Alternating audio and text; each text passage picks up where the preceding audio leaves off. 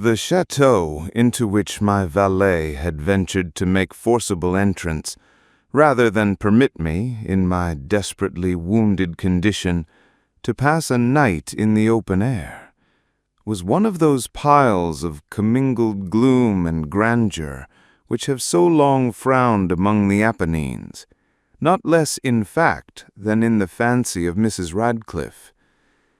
To all appearance, it had been temporarily and very lately abandoned. We established ourselves in one of the smallest and least sumptuously furnished apartments. It lay in a remote turret of the building. Its decorations were rich, yet tattered and antique.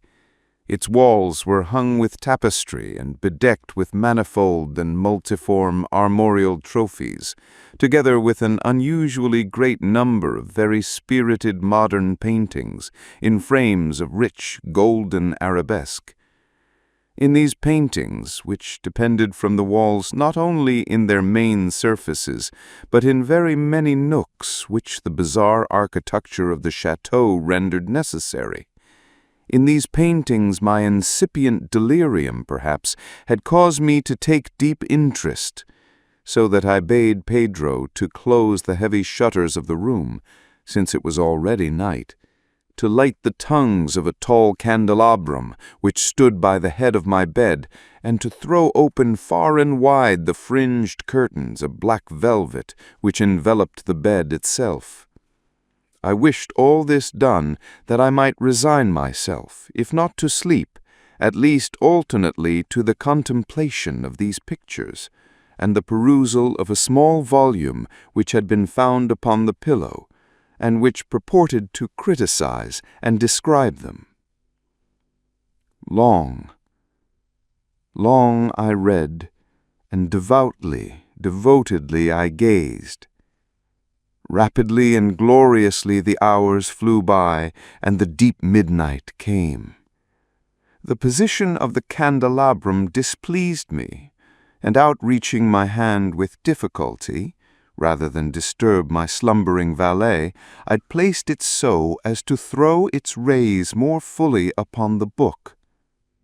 But the action produced an effect altogether unanticipated. The rays of the numerous candles, for there were many, now fell within a niche of the room which had hitherto been thrown into deep shade by one of the bedposts. I thus saw in vivid light a picture all unnoticed before.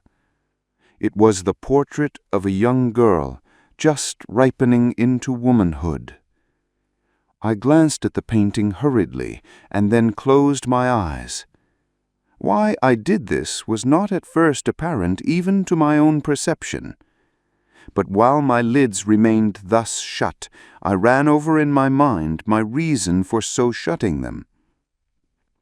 It was an impulsive movement to gain time for thought, to make sure that my vision had not deceived me, to calm and subdue my fancy for a more sober and more certain gaze. In a very few moments I again looked fixedly at the painting.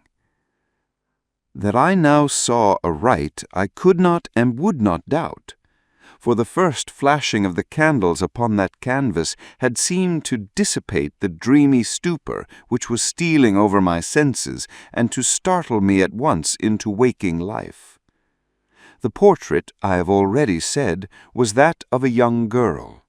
It was a mere head and shoulders, done in what is technically termed a vignette manner, much in the style of the favorite heads of Sully.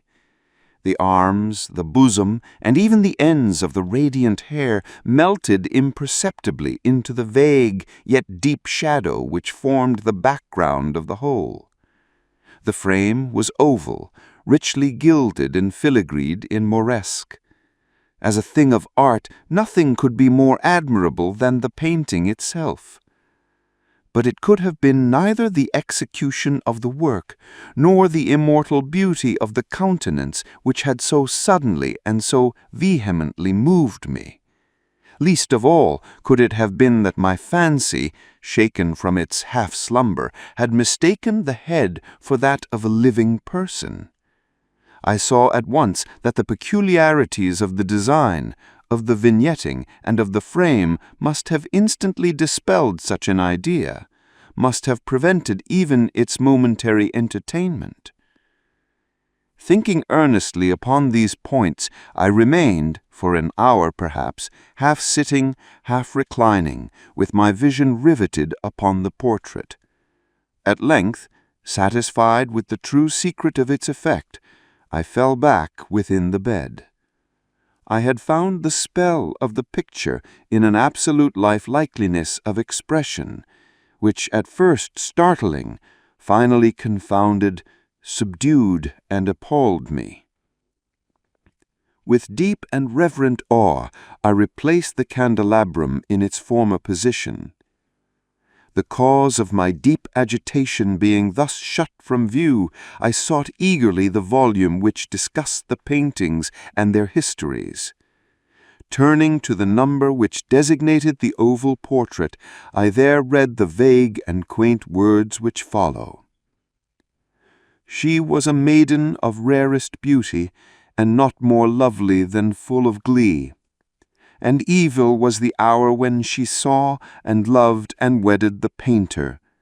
He passionate, studious, austere, and having already a bride in his art, she a maiden of rarest beauty, and not more lovely than full of glee, all light and smiles and frolicsome as the young fawn, loving and cherishing all things, hating only the art which was her rival, dreading only the palette and brushes and other untoward instruments which deprived her of the countenance of her lover.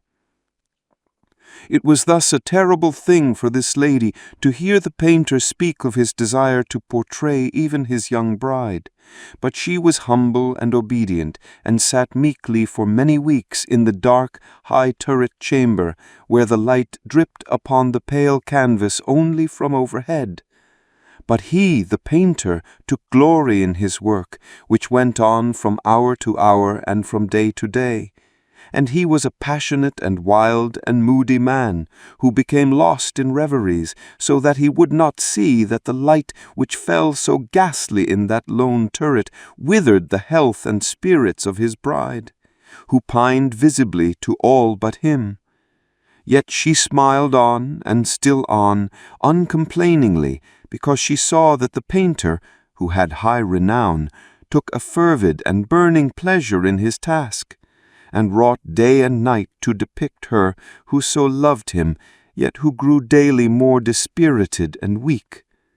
And in sooth, some who beheld the portrait spoke of its resemblance in low words, as of a mighty marvel, and a proof not less of the power of the painter than of his deep love for her whom he depicted so surpassingly well.